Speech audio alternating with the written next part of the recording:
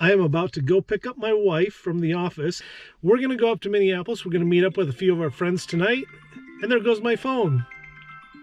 Bloopers. If you'd like to follow the process of turning a block of wood like this into a guitar like this, then you've come to the right place. And if you would like to see me give this guitar away, click subscribe, hit the bell.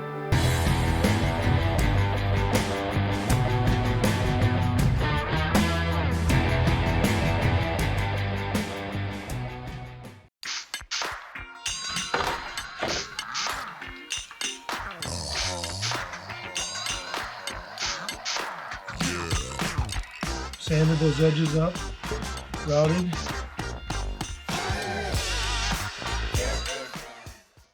I'm going to head up to the office and pick up my wife, and then we're going to head off to Minneapolis. It's about a 3.5-hour drive where we're going to go. We're going to meet up with some good friends tonight. I want to bring you on some of this trip because I'm going to go do an interview with somebody that I've been looking forward to doing an interview with a long time. David Rusan, who is the original guitar builder for Prince, building the Prince Cloud guitar. I'm kind of excited about it.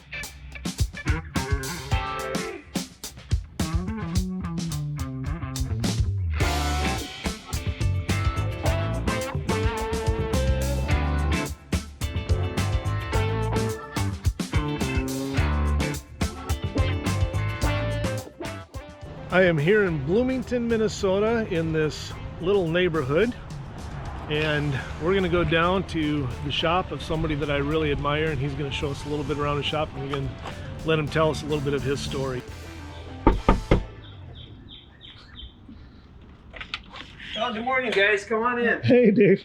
Come in and see my shop. Thank you so much for having us here. That's all right. I'm happy to have you. And what a shop it is. I love this little, I mean, and you're in kind of this discreet neighborhood here too. Yeah, it's kind of out in the woods. I spent some money and time on it. This is kind of this is what the world sees of me, you know. So I take some pride in it, and I have fun out here. Yeah? You know, I come out at night and play the amps and so on. And, do you? Yeah, I love your door. Yeah, those are a lot easier to think of than to make. And but it's just kind of my fun playroom in a way too. You know, where I meet people and fans. I've met people from all over the world, fans of Prince, that have come here. You know, Ireland, Far East, Japan. Yeah. They had a whole Japanese broadcast system come out here. A whole bunch of people do filming and stuff. You know. Really? It's fun. You know. Yeah. It's a big. Extra, I don't just make guitars. I have the opportunity to have friends from all over the world. Yeah. You know, it's fun. You know. Well, we definitely want to hear about the Prince story, but you know, my interest in you is beyond Prince. Of course, the first time that I was acquainted with anything of yours, of course, was just like with most people and watching Purple Rain and seeing this beautiful guitar show up on the screen and thinking, there's something beyond a Telecaster and a Strat. Now, I love Telecasters and Les Pauls, but it's like, man, look at this thing. You've done a lot of work for a lot of artists. Some of the artists besides Prince that you've done work for. Well, I happened to be in the right place at the right time more than once. And the store New Coupe, where I did the work for Prince, was also the hub of music before that. It was the hub for the punk scene of the 70s. Like I did work for the Replacements, for Tommy Stinson, and other bands of that time. And then they had a chance to go work in London for about a year in the early 80s. And it could have been any store, but it turned out it was a store where all the rock stars came to. So I did work for the Stones, the Who, Gary Moore, Randy Rhoads. So, you know, I've been lucky many times, and I guess have been able to follow through and make those people happy with my work, you know. But I've met some of them, and you know, it's fun. You know, I got a lot of good memories from all that. How did you get into the whole music scene in the first place? Yeah, I had piano lessons as a kid. I liked music, but I didn't relate to the piano. And I saw rock bands on TV, and then they looked so cool, and I started to love the sound of the guitar. I made a one out of cardboard to pretend I was playing. Yeah. My dad had a cheap rental, and then I got a decent Gibson, and I progressed real well. And I know I was in bands, but unlike some people, I guess it would be kind of like a car. Some people, a car is just something to drive to work or to the grocery store.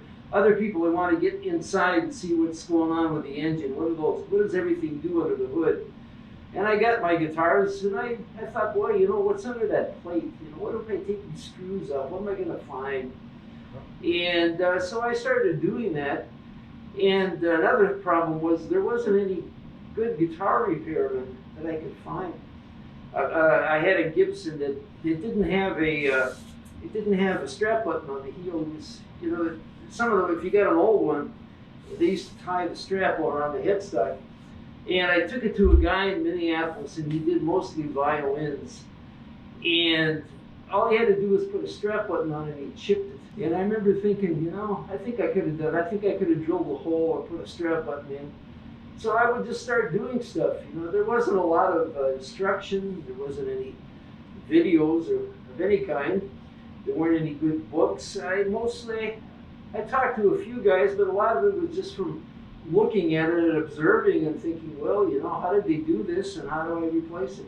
When I did my first fret job, that was a big deal. I remember thinking, boy, I actually put in a set of frets and it works, that was a big deal. Then I started doing stuff for my friends. Little did you know that one day you were going to walk in a new Capet and some new local Minneapolis musician was going to come in and kind of change your whole trajectory of your career. I knew of Prince. He came in when he was in high school, and he came in with his friends. And then later he came in with Owen Husney, his first manager. He had a big afro back then. One day he came in and there was a keyboard there, and he took a guitar off the wall and he started to play a melody by tapping with his left hand and playing a harmony on the keyboard at the same time. And I remember thinking, boy, this guy's really something, But he didn't have a lot of gigs, Partly, if you were a black musician back then, there weren't as many gigs. I remember Terry Lewis from The Time called me around that time and wanted a guitar player, who knew when he was going to go. And I said, well, what do you got for gigs? And he said, well, we rent out some halls now and then. I remember thinking, well, I need to play all the time, So he wasn't seen a lot, but we knew he was real good, we could see that. And by that time he'd made, I think, 3 albums by the time he came in. Okay. And so we knew he was good, but to get to that level, usually you didn't make the movie until you were a bigger star like Elvis, right at the early peak, and then you made the movies to cash in. But he had this plan which he fulfilled to make the movie to boost his career closer to the beginning.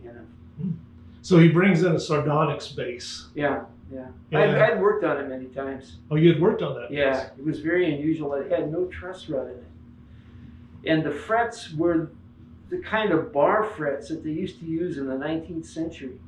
Huh. It was very unusual. Interesting. Yeah. So what were the instructions that you were given? And well, it was given to me by the owner of the store who had a meeting with Prince. I didn't directly talk to him much at all. It was use this as a guide to make something that's going to be in a movie. Make it white, make it gold, and he wanted the EMG pickups. He was that specific, and the rest was kind of up to me. Usually when you make a custom guitar, you confer how big do you want the neck, how thick, what kind of frets. You just couldn't get he didn't seem to, you couldn't get a hold of him. Well, he was very busy. The movie had already started. It was in pre-production. And I would try and ask questions through the roadies, but mostly I thought, well, if I'm left alone to do this, I'll make it so I like it, and hopefully he does too. And it turned out he did, So a lot of the pressure was to get it done quick. Oh, I suppose. Yeah. The radius of the neck, a straight 12-inch radius neck, was that a request from him or was that your decision? And then he kind of stuck with that, though, with the straight 12-inch radius. I guess I don't remember that. It's, it was a common Gibson radius, and the guitar had some Gibson-y things about it. You got a Rusan original right here by you. Yeah. And this one is almost, the carving's almost done. It's ready. What I do is I actually figured out a way to do the frets. It's a little different than I did before. When you have a painted fingerboard, it's doing the frets. And we're talking not just a clear coat like a Fender maple neck, but it's a color. You can put the frets in first, but then you have to scrape all the finish off, or you can put them on when it's done, but then you have to be so careful that you don't abrade the paint with the files. But what I do now is I put the frets in and finish the ends, and even polish them before it's painted, and then I just center them and put them back at the end. That works really well. That way they look finished. They're actually inset a tiny bit because the paint adds some width. It really solves all the problems. So next I'll be fretting it. Sure. And then the paint comes. So you have to clean out where the frets were. Yeah, it's funny though, the paint doesn't totally seal up the slots. Oh. I have a, you know what a Fordham tool is? No, I do not. It's like a Dremel with a shaft on it, like except it's the Pro version. All the jewelers have them. Sure. They're about $400 or something like that. And I have a little mini router base with a dental bit, and I just go along each open back up. That part's pretty easy. But a lot of, I'll tell you, Steve, a lot of what I've done is make different jigs and protecting devices because it's so easy to damage that surface. In so many ways, I have different overlays, and I got little things that go over the headstock, and I spent a lot. I got a whole drawer full of like little safety, devices and things. So you can waste a lot of time with any damage. Sometimes even if you can fix it, it takes so long, to get it back. So I become real careful looking ahead on that kind of stuff. This crease in the back—that's one of your trademarks. Yeah, the original has that. I've gone to a lot of trouble to replicate everything from the originals. I want my two goals were to make it as authentic as could be in every way.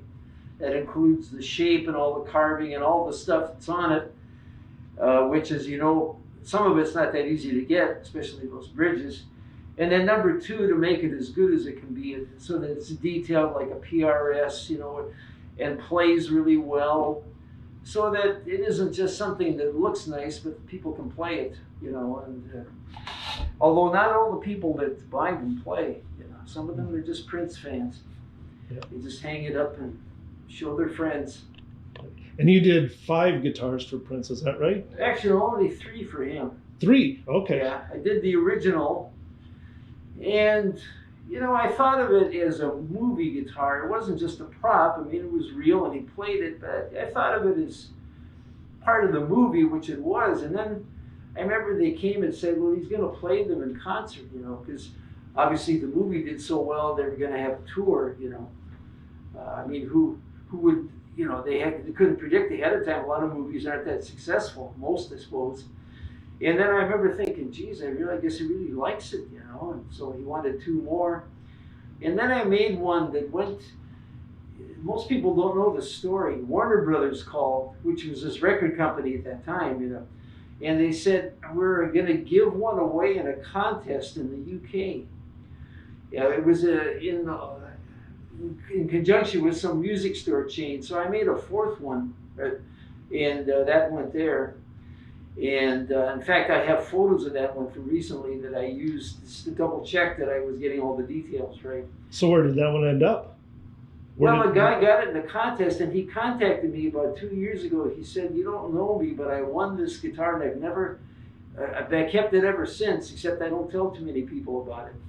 But he sent me all the photos, and so that was quite a surprise. So cool. I remember when I got the photos, I remember I thought they were coming, and I thought, oh boy, I wonder if I'm going to find out I don't have it as accurate as I think I did. And I looked at it, and it was exactly the same. It's almost like I have a built-in tendency to do something a certain way. Sure. You know, I mean, we're talking about tiny little details, and he sent me photos of the way the cleft is and this area, and I thought, well, yeah, I guess I got it right, you know. I have patterns that I lay on top to draw out. I have a little, some of this stuff I can show. I have a little device that makes an inch. I got an inch of a inset on the bevel.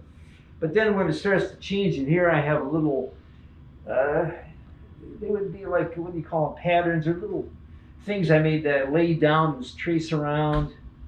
And I'm able to control them and get them all to come out almost exactly the same. Well, it's beautiful. I already just, beautiful they come guitar. out nice, you know. They one thing that I started to do is when I think it's done, I start to actually run my hands over it a lot. That I can feel things that I can't see at this point, but I'll be able to see when it's shiny and finished. And especially like right in these areas, if they're a little lumpy, you know. And then I have different jigs with radiuses. There's a tiny bit of a curve, right. And I get that it's about a 6-inch radius. And I would say the one thing that's different about the ones I make now than the originals is that I just control everything a little better. You know, I have more time and I'm better at it. The rim is a little more even. Everything just is a little better crafted. You know, I never made a guitar, and I also had to do really fast. Yeah. You know, it was tough. That's wonderful.